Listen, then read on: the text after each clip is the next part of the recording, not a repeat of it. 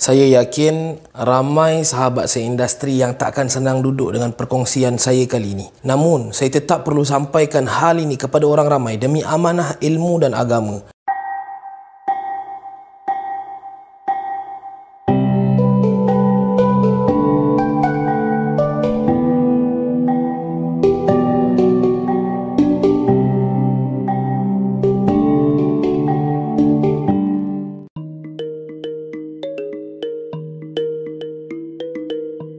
Menjaga sensitiviti bukanlah maqasid, yakni tujuan yang lebih utama berbanding harta dan agama. Saban tahun kita akan melihat video, penulisan, edaran ataupun kain rentang ataupun banner yang mengiklankan perkhidmatan badal, yakni upah haji dengan harga yang pelbagai. Tak kurang juga ada yang meletakkan diskaun dan hadiah tertentu mengikut pakej yang mereka pilih. Saya cuba terangkan sebaiknya. Ibadah haji adalah ibadah yang melibatkan perbuatan dan ianya melibatkan beberapa tempat pelaksanaan, iaitu Masjidil Haram, Arafah, Mina dan Muzdalifah. Terdapat 3 jenis pelaksanaan haji, iaitu tamattu', qiran dan juga ifrad. Haji tamattu' dan qiran diwajibkan sembelihan, manakala ifrad tidak diwajibkan sembelihan. Secara asasnya, pelaksanaan haji akan memakan 7 hari untuk pelaksanaan penuh, bermula dari 8 Zulhijjah sehinggalah 15 Zulhijjah, bergantung kepada jadual pelaksanaan masing-masing. Dalam setiap ibadah haji, ia juga merangkumi ibadah umrah. Bagi haji qiran, tawaf dan sa'i dilaksanakan secara serentak, yakni sekali jalan. Manakala bagi haji tamattu' dan ifrad, ibadah umrah dan haji dilaksanakan secara berasingan. Setiap orang luar yang mahu mengerjakan haji wajib mempunyai visa dan tasrih, yakni permit yang membenarkan mereka untuk masuk ke tempat-tempat pelaksanaan haji. Visa haji boleh diperoleh secara percuma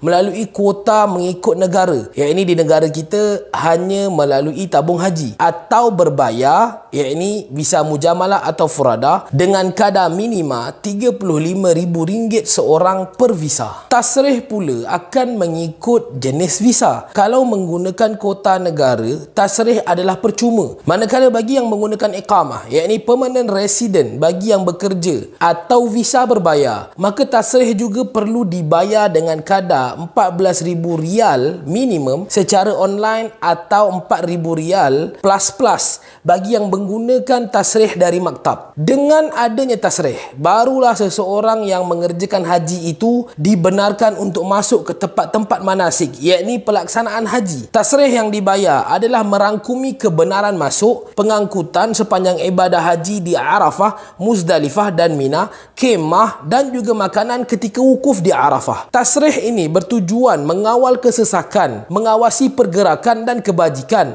termasuklah memastikan keselamatan para jemaah haji dari seluruh dunia. Kerajaan Arab Saudi tentu sekali mengambil iktibar dari kejadian rempuhan, kebakaran, bahkan rusuhan yang mengakibatkan banyaknya kematian seperti yang pernah berlaku beberapa kali sebelum ini. Kerana itu, mereka yang mengerjakan haji tanpa tasrih dikategorikan sebagai penipu dalam ibadahnya, apalagi melanggar undang-undang ulul amr, yakni pemerintah. Bagi seseorang yang mahu melaksanakan badal haji untuk orang lain, syarat utama baginya adalah dia telah melaksanakan haji bagi dirinya pada tahun sebelumnya. Tak kisahlah bila pun, yang penting bagi dirinya dah selesai. Berbicara berkenaan kos yang sah bagi seorang pelaksana badal haji, tentu sekali ianya melibatkan tasrih, biaya teksi, penginapan beberapa hari, makanan dan tentunya sedikit upah untuk kerja haji yang ditempuhi dalam tempoh tertentu. Tentu sekali kesemua ini tidak kurang dari RM5,500 untuk seorang. Itu pun kalau ada yang sudi ambil RM5,500 inilah. Secara jujurnya, kos ini terlalu ketat bagi seorang pelaksana yang telus. Perlu difahami bahawa kos teksi ketika musim haji adalah 5 kali ganda lebih mahal berbanding musim biasa. Belum lagi nak cerita kos makanan dan penginapan yang sememangnya jauh lebih mahal berbanding kos harian di Malaysia. Dari kos RM5,500, saya anggarkan pelaksana mempunyai sekitar RM150 sehari dan ianya perlu digunakan untuk menampung bayaran teksi, penginapan, makanan dan upah, yakni kalau ada lebihan. Kalau